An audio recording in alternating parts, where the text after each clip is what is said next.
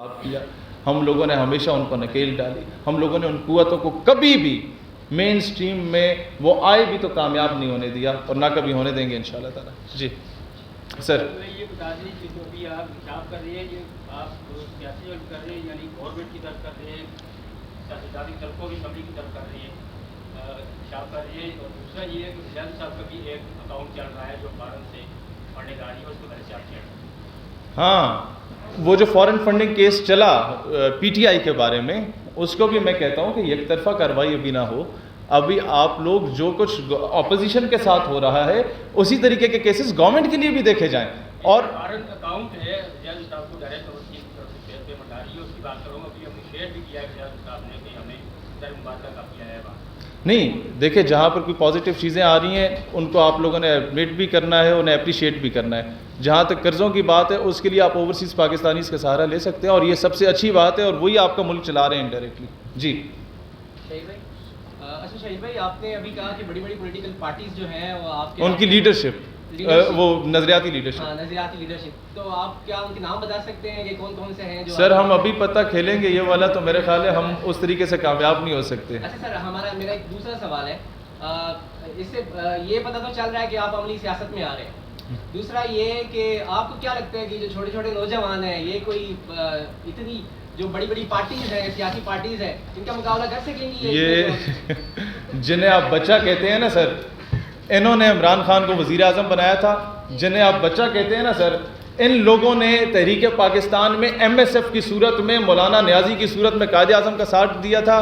جنہیں آپ بچہ کہتے ہیں نا، ہم جیسے لوگوں کو، ان لوگوں نے تحریک ختم نبوت میں جیلیں بھرو تحریکیں چلائی تھیں، اور جب یہ بچے میدان عمل میں آ گئے تو بڑے بڑوں کو بچہ بنا کے پھریں گے انشاءاللہ۔ اچھا، اس میں شیخ صاحب ایک اس میں ایڈیشن کر دوں آپ کے کوسچن میں کہ آپ نے کہا نا کہ بچے آ کے ملک چلائیں گے، تو حضور والا یہ جو بچے جو آپ کو آج نظر آ رہے ہیں، یہ ہمیں جب ہماری داڑھی مونچھ بھی نہیں آئی تھی نا، تب ہم پاکستان زندہ باد کے نعرے لگایا کرتے تھے۔ ہم نے یونیورسٹیز کے اندر بھی، کالجز کے اندر بھی، اور پھر اپنی عملی سیاست کے اندر بھی آتے ہوئے، جیسے آپ کو ابھی شہید بھائی نے بتایا، تو ہمیں 6-6 7-7 سال ہو گئے ہیں، ہم سیاست کے دو پیج بھی سیکھ چکے ہیں الحمدللہ۔ ہم نے اسکول پالیٹکس بڑے عروج پہ کیا ہے اس ملک کے، اور زیرو سے سٹارٹ کیا ملک صاحب، بالکل زیرو سے، کسی کے کندھے پہ بندوق رکھ کے نہیں آئے، کسی کے کندھے پہ بندوق منشی بن کے کسی کا۔ اور آپ انشاءاللہ، وہ پنجابی کی ایک کہاوت ہے نا کہ میں تمہیں میری بہن لے لو، تو کسی ایم این اے، ایم پی اے یا کسی بیوروکریٹ کا بیٹا جب سیاست میں آتا ہے، وہ ایم این اے یا ایم پی اے تو بن جاتا ہے، پالیٹکس میں تو آ جاتا ہے پاور کی بیس پہ یا پیسے کی بیس پہ، لیکن وہ گھگو بن کے 5 سال بیٹھا رہتا ہے، اسے یہ سمجھ ہی نہیں آتی کہ اس کے اوپر لکھا کیا ہے۔ ہم نے اپنی زندگی، ہم نے اپنی جوانی دی ہے اس کام کو، اور انشاءاللہ آپ دیکھیں گے کہ جب ہم لوگ آئیں گے تو آپ کو بڑی تبدیلیاں نظر آئیں گی۔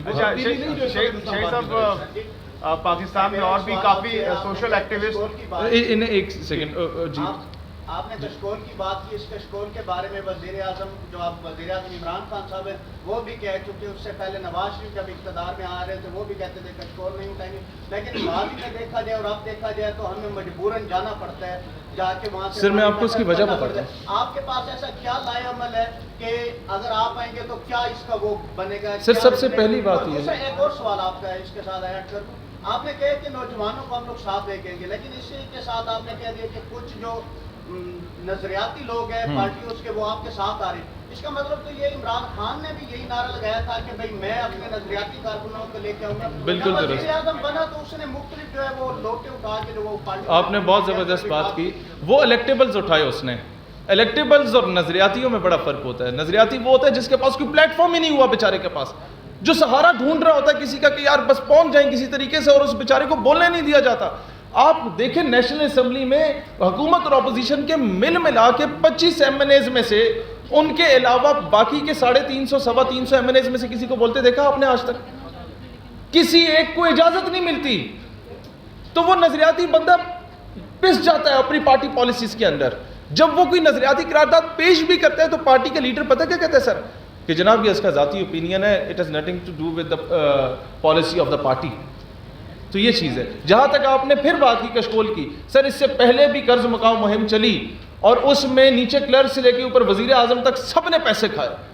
اس وقت سب سے عوام آپ پہ یقین تب بھی کرے گی جب وزیر اعظم صاحب اپنے گھر سے سٹارٹ کریں گے۔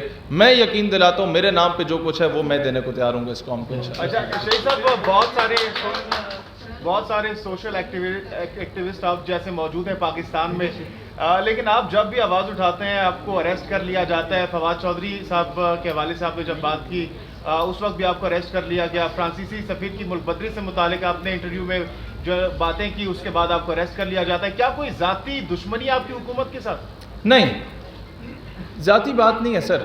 معاملہ یہ ہے کہ وہ لوگ ہمارے علاوہ بھی لوگ بات کرتے ہیں، وہ کیوں نہیں اٹھائے جاتے؟ کیونکہ وہ لوگ ابھی تک خطرہ نہیں ہے ان لوگوں کے لیے جو انگریزوں کی غلامیاں کر رہے ہیں.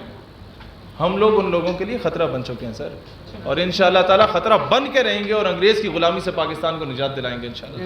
شیر بھائی، سوال ہے آپ سے کہ سیاست میں کچھ بھی حرف آخر نہیں ہوتا. آپ نے ہمیشہ نظریات کی بات کی ہے کہ آنے والے وقت میں ہم امید رکھیں گے عمران خان یا نون لیگ وغیرہ سے آپ کا علاقہ آپ کی پارٹی میں ہو سکتا ہے. اس سلسلے میں کوئی آپ کا؟ میرے خیال ہے اس سے بہتر موت ہے کہ ہم لوگ ان لوگوں کے ساتھ جائیں، لیکن جہاں پر پاکستان کی سالمیت کی بات آئے گی ہم سب کو آن بورڈ لے کے چلیں گے. ہم کبھی بھی پاکستان کی بہتری کے لیے ایک 1.5 دن کی مسجد نہیں بنائیں گے، ہم سب کو اکٹھا لے کے چلیں گے انشاءاللہ. ہاں جی، اپنی پارٹی کرنے کا ارادہ ہے، یعنی آپ اپنی پارٹی کی بیس پہ آپ کو انشاءاللہ بہت جلد خوشخبری ملے گی، عید کے قریب یا اس سے بالکل پہلے یا اس کے فوراً بعد انشاءاللہ. آپ کو پتہ ہے کہ یہاں بہت سارے سرکاروں نے آپ نے افسر کے طور پر کہا تھا کہ یہ نہیں ہو سکتا، قاتل لیگ بنی تھی اور بہت ساری ابھی بھی آپ نے دیکھا کوئی پولیٹیکل پارٹی بتائیں سر جس میں سیلف میڈ لوگ سارے کے سارے بیٹھے ہو، میں ان سب کو گنوا سکتا ہوں. سیلف میڈ بڑا دعویٰ کر رہے ہیں لیکن اس سے پہلے بڑے دعوے آتے ہیں کہ وہ لوگ آپس میں ایک ہو گئے تو کہیں یہ لوگ آپ نہیں ہو جائیں. سر ہم نے ایک ہونا ہوتا نا، ہم پہ جب تشدد کیا گیا میں وہ چیزیں نہیں کھولنا چاہتا ابھی. ہم لوگ اس وقت جا کے بیٹھ جاتے. ہم لوگوں کے پاس جب ایک سابق انٹیریئر منسٹر آ کے میرے دادا کے گوڈے پہ ہاتھ رکھ کے کہہ رہا تھا نا کہ وزیر اعظم کا ایڈوائزر بنا دیتے ہیں اسے، تو اس وقت بک چکے ہوتے. نہ کھلوائیں میری زبان سے پہلے، ہم لوگوں نے بکنا ہوتا کب کے بک چکے ہوتے. جی ایک سوال پوچھنا چاہوں گی. یہاں آنے سے پہلے میرے مائنڈ میں جو بات تھی وہ آپ گرفتاری کے بعد جب رہائی ہوئی ہے تو آپ بڑا پرجوش خطاب کریں گے اور بڑا سختی والے کچھ آرڈرز پاس کریں گے، لیکن آپ کی طبیعت میں بڑی نرمی دیکھی گئی، ایون چاہے سے ریلیٹڈ ہے یا، لیکن مجھے یہ بتائیے گا اکثر گرفتاری کے بعد جب رہائی ہوتی ہے تو سافٹ ویئر اپڈیٹ ہوتا ہے، کیا آپ کا سافٹ ویئر بھی اپڈیٹ؟ آج تک کسی کی جرت نہیں ہوئی کہ وہ شہید سیالوی کا سافٹ ویئر اپڈیٹ کر سکے. کسی کی جرت نہیں ہوئی. ہم پاکستان کا دفاع کرتے رہے تھے اس کے نظریے کا، کر رہے ہیں، خون کے آخری قطرے تک کریں گے انشاءاللہ تعالیٰ. یہ یاد رکھیں ہم سافٹ ویئر اپڈیٹ ہمارا نہیں ہوتا، ہم بڑے بڑوں کا کر کے آتے ہیں. خریدا نہ گیا شاہ سے، خریدا نہ گیا شاہ سے جوتا فقیر کا. الحمدللہ. کوئی اور سوال؟ جی thank you so very much. میں اپنی بہنوں کا، اپنے بھائیوں کا بہت زیادہ شکر گزار ہوں، اور آپ لوگوں نے ہمارا سر فخر سے بلند کیا ہے کہ اس مشکل حالات میں آپ لوگوں نے ہمیں سپورٹ کیا.